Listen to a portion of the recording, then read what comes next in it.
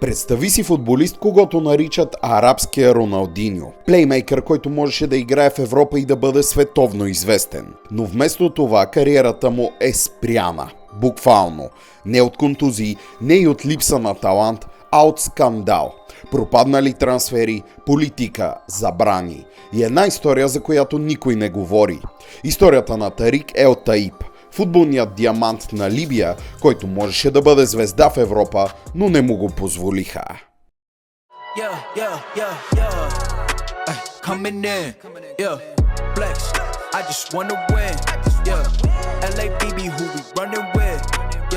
Какво става, футболни? Замисляли ли сте се какво е да се родиш на грешното място или пък в грешното време? Точно това е случаят на историята, която ще ви разкажа днес. И по-конкретно на един играч от Либия, на име Тарик Ел Таиб. Срещнах неговото име, честно казано, за първи път в коментар на един от почитателите на канала. В един от клиповете от рубриката Скандалите бях ви помолил да давате предложения за клипове, които искате да гледате тук. Тарик Ел Таиб спокойно можеше да се нареди сред най-великите африкански играчи някога. Само че много скандални решения спират развитието на кариерата му и тези решения не са негови. Искане от много големи грандове, но какво се случва ще разберете след малко. Давайте ми вашите предложения за рубриката Скандалите в коментарите. Разбира се, абонирайте се за канала на Футболен мозък, последвайте ме в социалните мрежи и знаете, че тук гоним 50 000 абонати и вече не сме никак далеч. Минахме 49 000 и продължаваме да катерим. Благодаря ви, че ме подкрепяте и вярвам, че заедно ще постигнем тази голяма цел за мен и приятно гледане. На терена в Либия в края на 90-те играта на младия Тарик Ел Таиб впечатлява всеки видял го с топка в крака. Той минава покрай защитниците така сякаш за него просто те не съществуват. Подава топката без да поглежда, а хората на стадиона спират дъха си във всяка секунда, когато овладее кълбото. Бързо започват да го наричат арабския Роналдиньо. И не случайно. Приликата в играта им е видна. Ако не сте гледали епизода за Роналдиньо от поредицата легенди, можете да се върнете към него. Качих го съвсем скоро. Напишете ми в коментарите, знаехте ли за Тарик Ел Таиб и чували ли сте повече за него. Роден на 28 февруари 1977 в Триполи, Либия, Ел Таиб израства в бедно семейство по време на режима на Муамар Кадафи. Период, в който животът в страната е силно ограничен политически. Още като дете играе футбол по улиците, често дори бос. Именно там, сред трудните условия, изгражда техниката и въображението си, с които по-късно е запомнен от феновете. Бързо се откроява сред връстниците си и получава първия си прякор – Тарик Кийгън. Заради стила му на игра, напомнящ на легендата на Ливърпул и английския футбол Кевин Кийгън.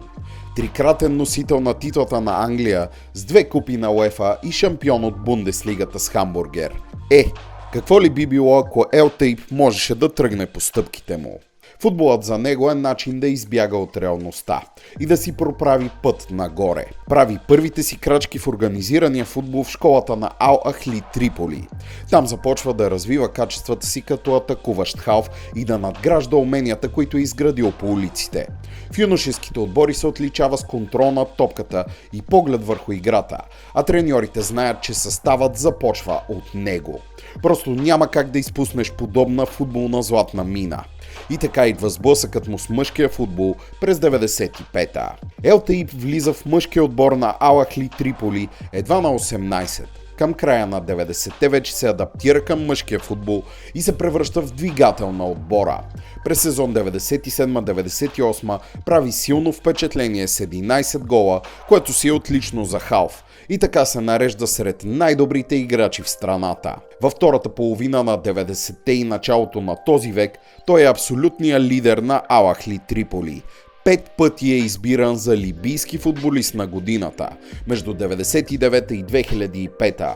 а националният отбор става сцена за неговата магия. 23 гола в 77 мача и легендарен статут. За да стигне до там обаче, минава през много битки, много красиви изпълнения и много пропуснати шансове. Още като юноша Ел Таиб получава първата си голяма възможност извън Либия. Поканен е да тренира с италианския Ювентус за един месец. Клубът е впечатлен от техниката и визията му на терена и му предлага договор. Но младият талант никога не успява да играе официално за италианския грант. Либийската футболна федерация отказва да му издаде лиценз, което блокира трансфера. Не искат да го пуснат извън Либия.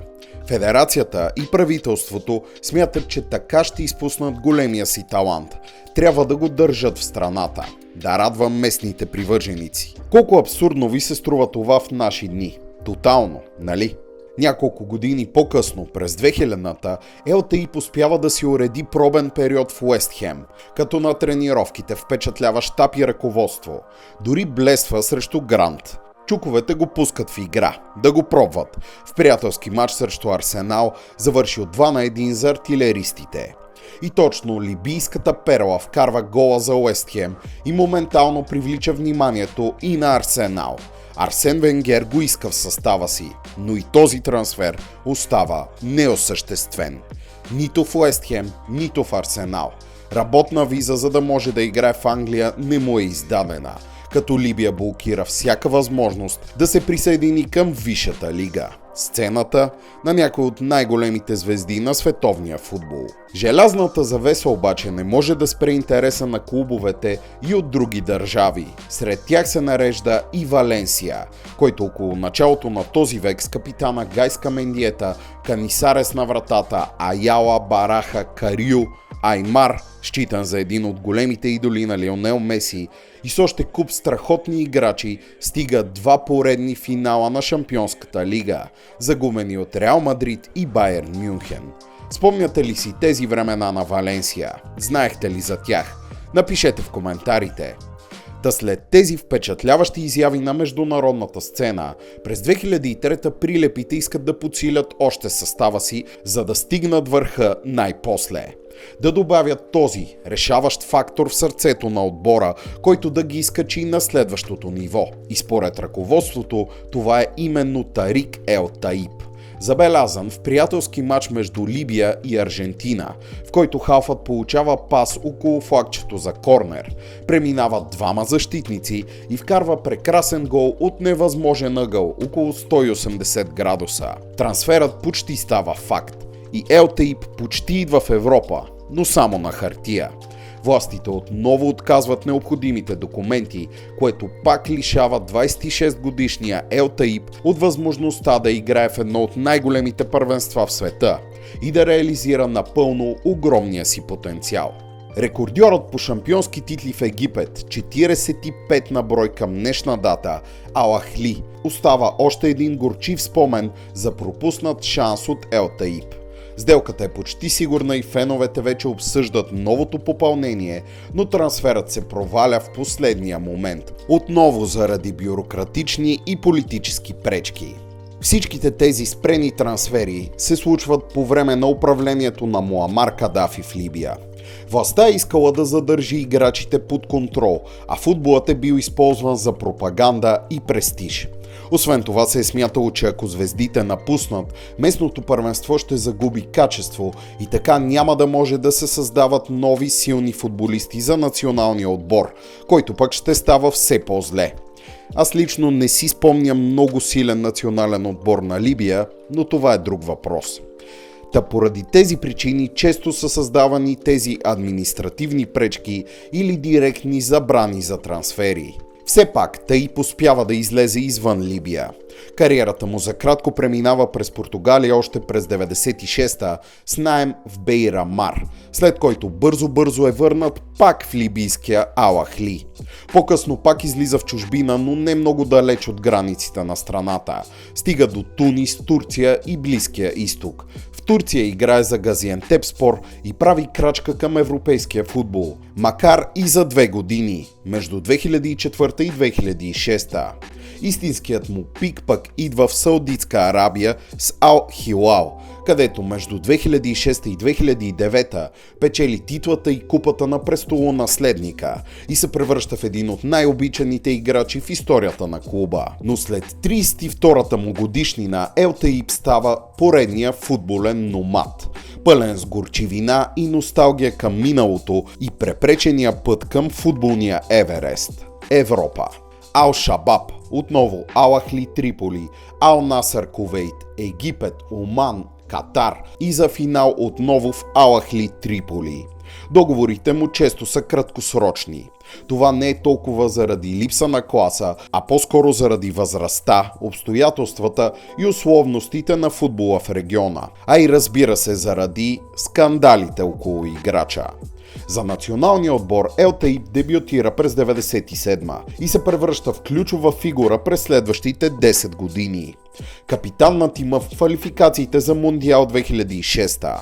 Извежда Либия и до участие в Купата на африканските нации същата година, първо от десетилетия.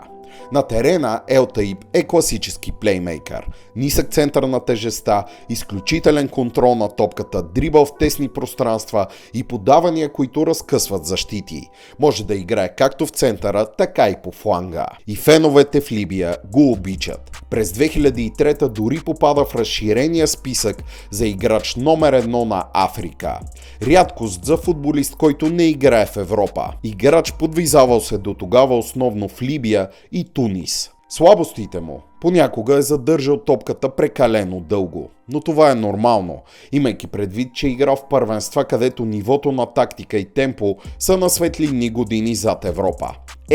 Така и не получава шанс да се докосне трайно до футбола на стария континент. Тотално обаче затваря вратите си към Европа, към националния отбор на Либия и на практика замразява кариерата си през 2011 година, когато по време на либийската гражданска война Ел Таиб публично изразява подкрепата си за режима на Муамар Кадафи, което го изправя в пряк сблъсък с новата реалност в страната. Това решение идва с последствия.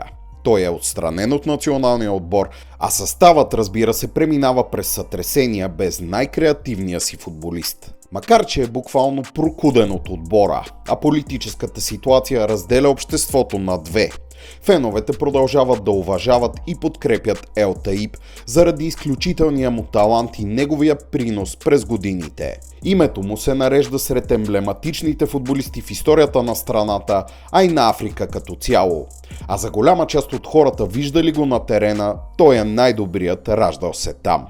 Много анализатори смятат, че Ел Таиб е имал качествата да покори най-големите европейски клубове, а сравненията с Роналдиньо остават и до днес.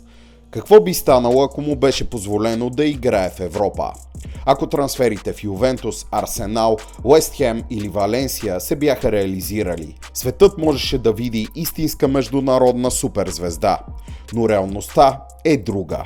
Скандалният случай с неоспоримия талант Тарик Ел Таиб остава като легенда за футболния фокусник, който имаше всичко, освен правилната сцена, правилната публика и ключът към съндъка с възможности. Футболни. Това беше новият клип от поредицата Скандалите, а днес главен герой в него беше Тарик Ел Таиб. Един играч, който можеше да се превърне в един от най-великите африкански футболисти, раждани някога, ако кариерата му не се беше развила по този начин. Наистина много талантлив футболист. Предполагам, че има и още такива, за които и аз не съм чувал. Напишете ми в коментарите, ако знаете повече, и разбира се, ми давайте вашите предложения за нови епизоди от поредицата Скандалите, а и от всички други рубрики тук в канала. Знаете, лайк, сабскрайб, за да се насочим смело към 50 000 абонати тук в YouTube. Постижение, което когато започнах канала, наистина не съм си представял, че е възможно. Вие го направихте възможно, за което ви благодаря. Имам и страници в социалните мрежи, които изписвам до мен. Там качвам доста рилчета. Старая се да снимам вече все по-често и навън. Имам и по-информативни разказвателни рилове, в които ви запознавам с мини истории, свързани с любимата игра. За по-дълги предложения и партньорства ми пишете на futbolenmozak@gmail.com и ще се видим скоро, футболни!